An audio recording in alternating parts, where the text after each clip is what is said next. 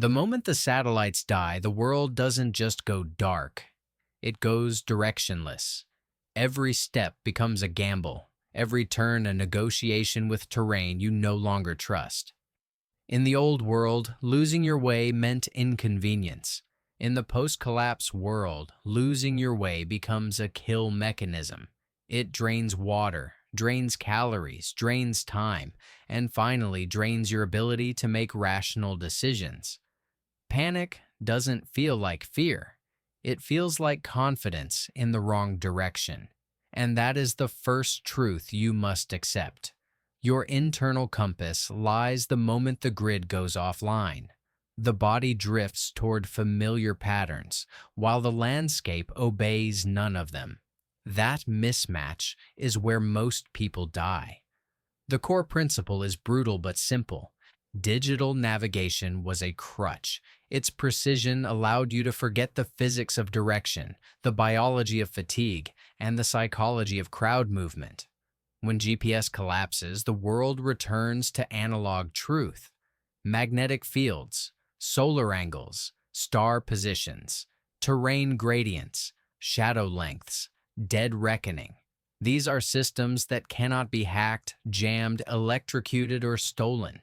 They obey laws that don't care about war, famine, collapse, or the failure of infrastructure. The more primitive the tool, the more reliable it becomes when civilization dissolves. And here, the multiplier rule takes over. A 1-degree mistake sustained over a day becomes a 30-kilometer drift. 30 kilometers puts you outside the water sources you planned, outside the shelter you estimated, outside the forage radius you calculated. Distance doesn't just separate you from safety, it compounds into fatal misalignment with your survival timeline. Navigation becomes a math problem with a punishment for every error. This is why the tools matter. Not because they point north, but because they anchor your brain when panic tries to rewrite physics. The apocalypse rewards those who operate from principles, not instinct. And the 6 tools ahead form the last dependable navigation system left when the skies stop speaking and the satellites fall silent. The magnetic compass survives every collapse scenario because it serves one master, Earth's magnetic field. It does not negotiate with batteries, software, satellites, or data servers. It responds only to a planet that has been turning for 4.5 billion years. That is why, in a world stripped of digital certainty, it becomes the anchor point for every movement protocol you execute. But most people treat a compass as a symbol instead of a system. They hold it, glance at it, and assume the needle's steadiness equals their own. It doesn't. The compass is stable. The human brain under stress is not. Direction-finding failure begins in biology. When adrenaline spikes, your vestibular system, the organ responsible for balance and spatial orientation, becomes unreliable. You feel like you're walking in a straight line, but your gait drifts. Left foot dominance pulls you off axis. Micro-corrections stack. Panic amplifies bias. Without a fixed external reference, you spiral into what soldiers call the circle of death. The unconscious loop formed when humans try to rely on instinct instead of physics. The compass exists to break that loop. Its operational principle is absolute. You don't navigate with the compass, you obey it. That means no improvisation, no "I think north is actually this way," no bending the needle to match your imagined terrain. Set your bearing, lock it in, and move with the discipline of a machine. Every deviation becomes cumulative distance you will pay back with sweat and water. That's where the multiplier rule enters again. Drift 10 degrees off course for an hour, and your entire route becomes a liability. The compass punishes ego brutally and rewards obedience completely. The protocol is non-negotiable. Before movement, you calibrate your environment. Step away from metal, weapons, vehicles, rebar, or electrical debris that can warp the needle. Once clear, you establish your azimuth with full attention. You note your forward landmark, a tree, a boulder, a ridge point, and you advance toward that anchor, not the needle itself. This prevents the constant wobble of overchecking. When you reach the landmark, you reset, realign, and push forward again. Straight-line navigation is not about walking straight. It is about creating a sequence of straight segments enforced by physics, not emotion. A compass cannot save you from dehydration, terrain traps, ambush corridors, or time decay, but it eliminates the first and most common killer, directional entropy.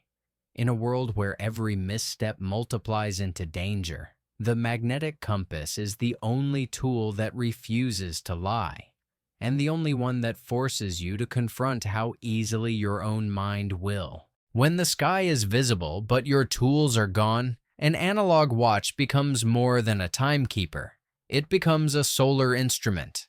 Its precision is primitive compared to a compass, yet it harnesses the most reliable navigation constant humanity has ever known: the predictable arc of the sun.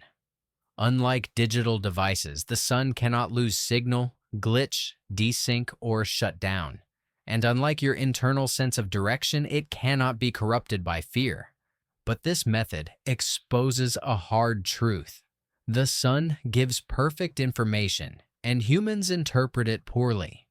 Misread the angle, and you generate the same drift that kills people during long-distance travel. The tool is simple. The psychology that ruins it is not. At the center of this technique lies a mathematical principle so consistent it borders on ruthless. The Earth rotates 15 degrees every hour, which means the sun appears to move 15 degrees across the sky in the same time. Your analog watch mirrors that rotation with its hour hand. The moment you align that hand with the sun, you anchor yourself to the planet's mechanics rather than your own instincts. That alignment becomes the first break in the cognitive fog that collapse conditions generate. Survival is rarely about intelligence. It is about having a reference you cannot argue with. But the apocalypse breeds a specific danger: visual misjudgment. Humans consistently overestimate solar height when dehydrated and underestimate it when fatigued. This creates what operators call solar drift, a cascading error where a faulty mental estimate becomes a faulty direction. The analog watch eliminates estimation by forcing a mechanical to celestial alignment. Once the hour hand points at the sun, the midpoint between that hand and the 12 o'clock marker becomes your true north-south line in the northern hemisphere. Reverse the logic for the southern hemisphere. You are no longer guessing, you are executing. Yet the tool does not work without discipline. You cannot check it once, assume direction, and march blindly. The sun moves, shadows shift, the world rotates under your feet whether you acknowledge it or not. Dead reckoning without updates will slowly lead you off axis, a deviation that compounds until you're kilometers away from your intended path. You must recalibrate every 20-30 minutes, not because the method is flawed, but because time is an invisible force slowly twisting your orientation. The world is moving. You must adapt with it. The watch method is not elegant. It is not fast. It demands attention in a world that punishes distraction, but it provides something more valuable than convenience: an unbreakable contract with the laws of motion. When GPS dies and maps become fantasy, the sun becomes your first and most loyal directional ally, and the analog watch becomes the bridge between human error and celestial precision. Nightfall strips away the illusion of familiarity. Land features disappear, sound carries farther, and every shadow becomes a false landmark. But the sky remains the oldest navigation map ever written, and unlike human systems, it does not fail. The celestial map demands that you trade convenience for certainty. It requires patience, observation, and the willingness to trust patterns older than civilization itself. Most survivors fail at night, not because the stars are unreliable, but because panic makes the mind search for shortcuts. There are no shortcuts in celestial navigation. There is only discipline. Polaris, the North Star, is not bright, dramatic, or visually dominant. It survives collapse because it is stable. While all other stars sweep across the sky in wide arcs, Polaris holds its position almost perfectly due north. That single fact becomes the backbone of night navigation in the northern hemisphere. But people make two consistent mistakes. They choose the wrong star, or they panic when clouds roll in. The first mistake is fatal because choosing any roaming star creates distortion that grows every hour. The second mistake is fatal because clouds cause people to abandon direction entirely, reverting to instinct-driven movement. Both are prevented by understanding the geometry of the night sky instead of merely looking at it. To find Polaris, you must ignore everything except the Big Dipper. It forms the frame of the celestial compass, the pointer system humanity has used for thousands of years. The two outer stars of the Dipper's bowl, Dubhe and Merak, form a line that, when extended, leads directly to Polaris. Once found, that point becomes your anchor. You do not stare at it while walking. You align yourself with a ground landmark beneath it. Then you move toward that landmark, just as with compass navigation. The star is the reference. The terrain becomes your pathing guide. This removes the drifting effect caused by constantly looking upward, which destabilizes balance and orientation in darkness. But night navigation is not governed by physics alone. Darkness activates threat psychology. Your brain magnifies sound. Your depth perception collapses. Your sense of distance stretches and contracts randomly. This distortion is what pulls survivors into ravines, off ridgelines, or into circular travel patterns. Polaris exists to override that psychological noise with a fixed, emotionless point. When the world around you blurs, the sky's geometry simplifies it into a single vector, north. Cloud cover is the final test. Most people assume the stars are useless under clouds, but that is a collapse myth. Clouds move, openings appear. Even a 2-second glimpse is enough to re-establish direction. The protocol is straightforward. Stop moving when cloud cover becomes total. You don't guess, you don't drift, you don't probably know the way. You wait for a break, you confirm your heading, and only then do you continue. Preventing directional decay is more important than maintaining speed. Celestial navigation isn't a romantic survival skill. It's a form of obedience to the architectural laws of the night sky. Polaris won't guide you around obstacles, won't warn you of enemies, won't identify terrain hazards, but it will anchor you to a truth that no collapse scenario can distort. The planet spins, the stars move, and one star does not. When everything on the ground lies, the sky becomes the only honest map left. Terrain never lies, but humans do, especially to themselves. When GPS dies and the world becomes a blank grid of uncertainty, the landscape becomes the only map still functioning. Terrain association is not a visual trick.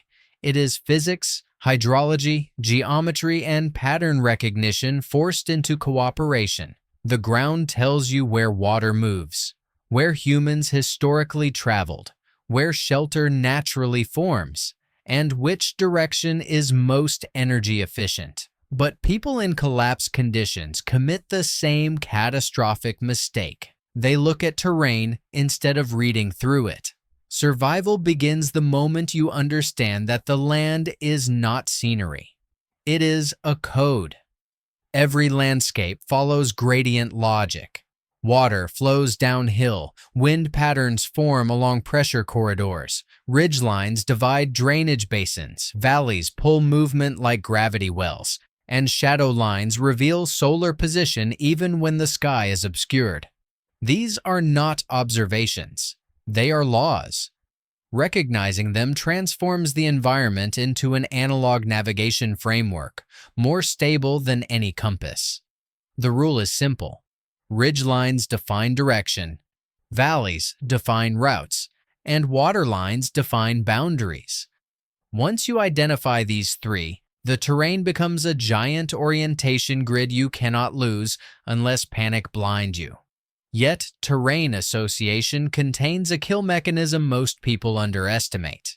The brain evolved to exaggerate vertical slopes and minimize horizontal distance. This means you feel like you're climbing more than you are and covering more ground than you actually do. That distortion tricks survivors into choosing valleys because they look easier, while unknowingly funneling themselves into choke points, ambush corridors, dead-end basins, or areas where escape requires extreme caloric expenditure. Terrain does not lie, but it also doesn't care if you misunderstand it. The protocol begins with elevation. High ground isn't about combat advantage, it is about orientation. From a ridge, the world organizes itself. Valleys align. Water paths reveal direction.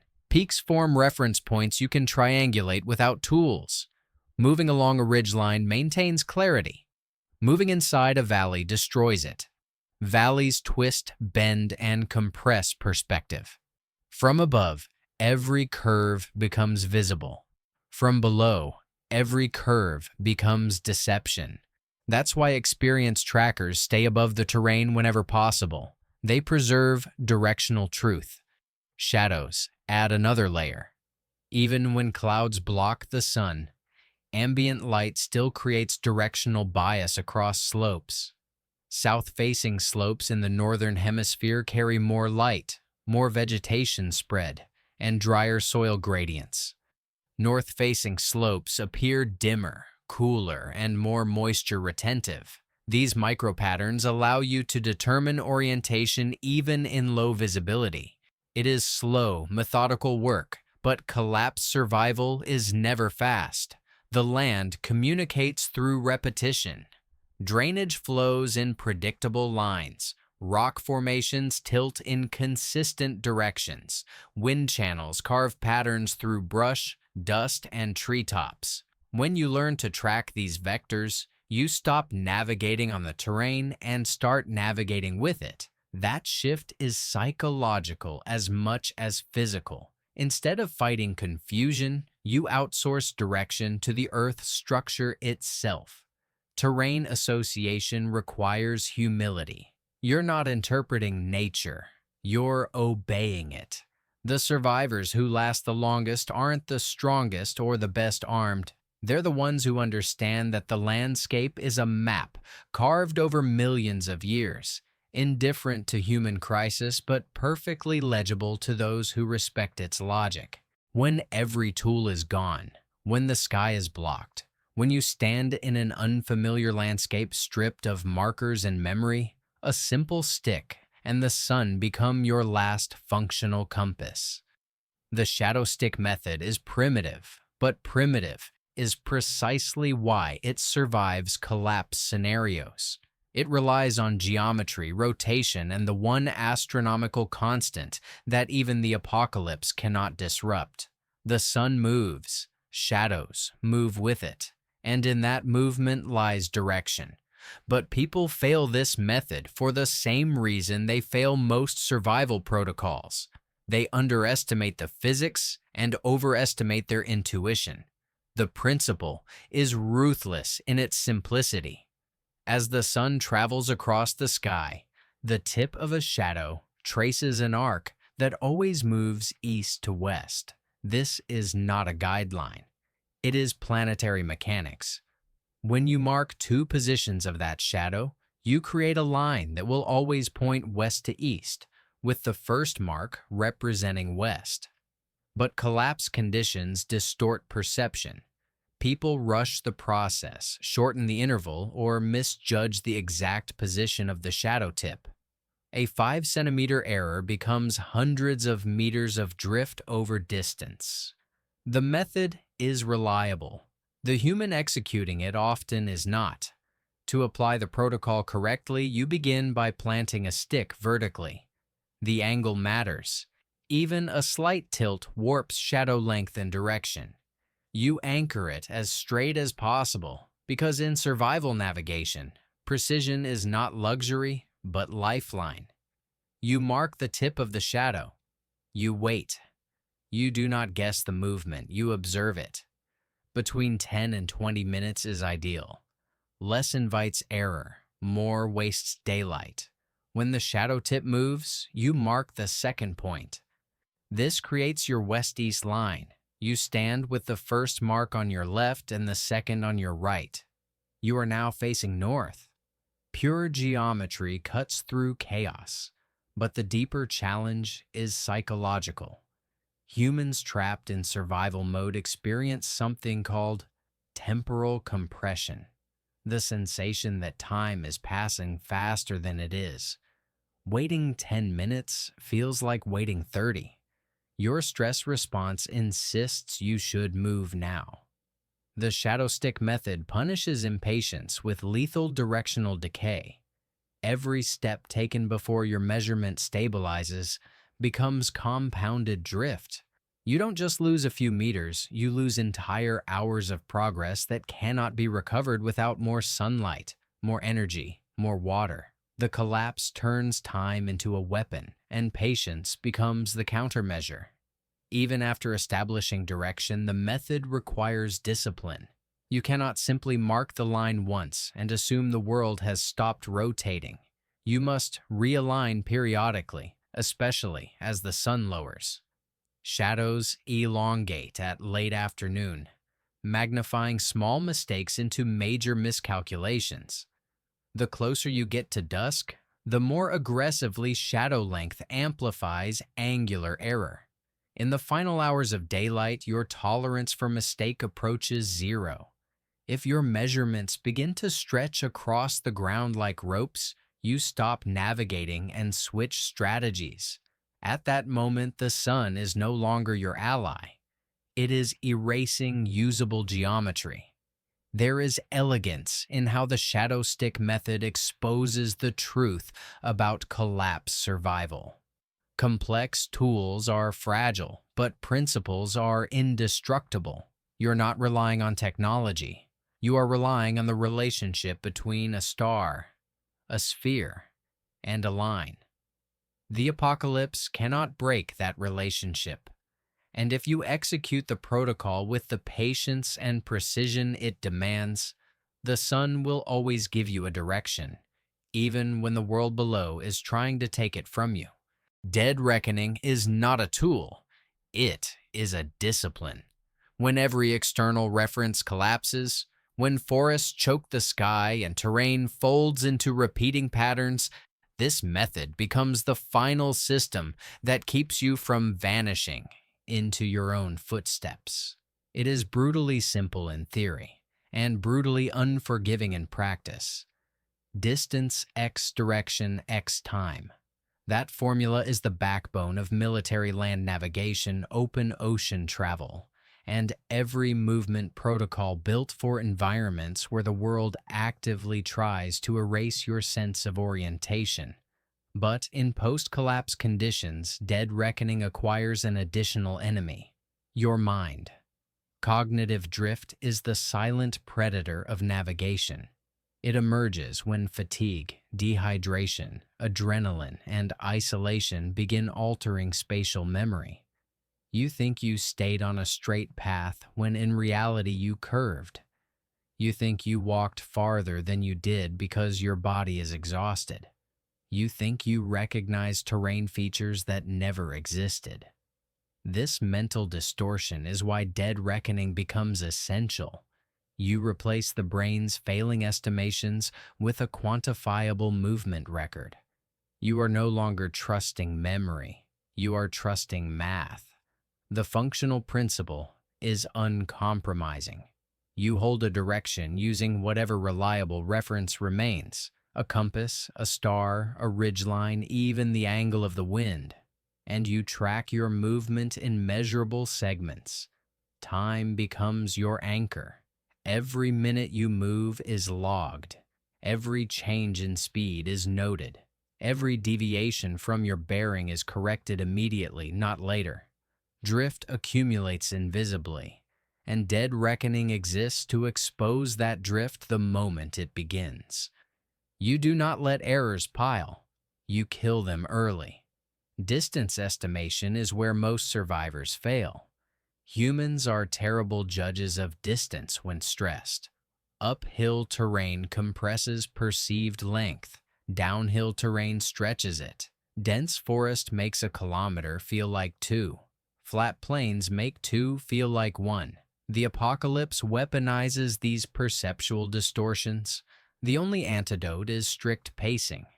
Elite navigators count steps per 100 meters to establish their personal stride baseline. After collapse, that baseline becomes currency. Your steps define your map. Lose track of them, and the world erases you. But dead reckoning extends beyond counting. It requires creating physical memory markers, survival breadcrumbs, that track your passage through the environment. In a world where digital records are gone, these analog traces become the only record that you were ever there. Broken twigs at a consistent height, small ground scratches, distinctive stone placements, textile fibers tied low on branches, subtle indicators only you recognize. Not bright markers, not obvious signs, nothing any scavenger or hostile group would track back to you. These breadcrumbs are not signals. They are orientation anchors you can read without being detected. The deeper power of dead reckoning is how it disciplines your movement. You stop walking reactively and begin walking mathematically. Every leg of travel becomes a calculated vector. Every correction is deliberate. The environment stops feeling infinite because you are carving it into measurable pieces. In collapse scenarios, psychological containment is as important as physical navigation. When the world expands beyond your cognitive limits, dead reckoning pulls it back into a shape you can control. There is no glamour in this method. It is slow, methodical, and mentally taxing. But when the sun hides, when the stars vanish, when terrain becomes a maze and adrenaline turns your perception against you, dead reckoning becomes the last dependable structure standing. You are not navigating to find the world. You are navigating to keep the world from losing you. And in the aftermath of civilization's failure, that difference is the thin line between returning home and becoming one more ghost swallowed by the landscape. Survival begins with direction, but it ends with orientation, the ability to hold a stable relationship with the world even when the world is collapsing around you. When GPS dies, when maps become relics, when digital systems fade into static, the apocalypse strips navigation down to its oldest truths. North is no longer an icon on a screen. It is a force. Land is no longer background scenery. It is architecture. The sky is no longer decoration. It is geometry. And you, the survivor, are no longer a passive traveler, but the final interpreter of these ancient systems. Collapse doesn't delete navigation. It merely removes the illusions that once made you lazy. Each tool in this system exists because it obeys laws older than technology. The compass aligns with the planet's magnetic field, a signal civilization cannot disrupt. The analog watch interprets the sun's arc with the precision of a mechanical heartbeat. Polaris anchors you to a point in the cosmos that has held steady across human history.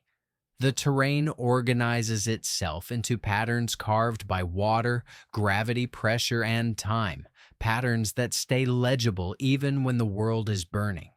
The shadow stick transforms rotation into direction, with nothing more than light and patience. And Dead Reckoning stitches your movement into a mathematical thread that prevents you from disappearing into your own mistakes. Together, they form a complete orientation system, one that functions when the digital world collapses, when the grid dies, when panic corrodes judgment, when the landscape becomes hostile. This system does not care about comfort or convenience. It demands calculation, repetition, discipline, and humility. But in exchange, it offers something civilization can never guarantee: certainty. Not perfect precision, but stable truth. Truth you can act on. Truth that will not change because an algorithm failed or a battery died. The final principle is simple and brutal. Navigation isn't about knowing where you are. It's about refusing to vanish. The world after collapse is vast, silent, and filled with dead ends. Those who wander without structure dissolve into it. Those who anchor themselves to physics, geometry, and disciplined movement carve a path through it. The apocalypse does not reward the bold or the intuitive. It rewards the calibrated, the patient, the ones who choose method over emotion. When satellites fall and maps rot, you will stand in a world that has forgotten how to guide you. But the planet has never stopped offering direction. The sky has never stopped signaling. The land has never stopped speaking. Only now, without digital noise drowning them out, can you finally hear the messages they've been sending for millennia. Learn the system, obey the principles, follow the vectors, refuse to disappear.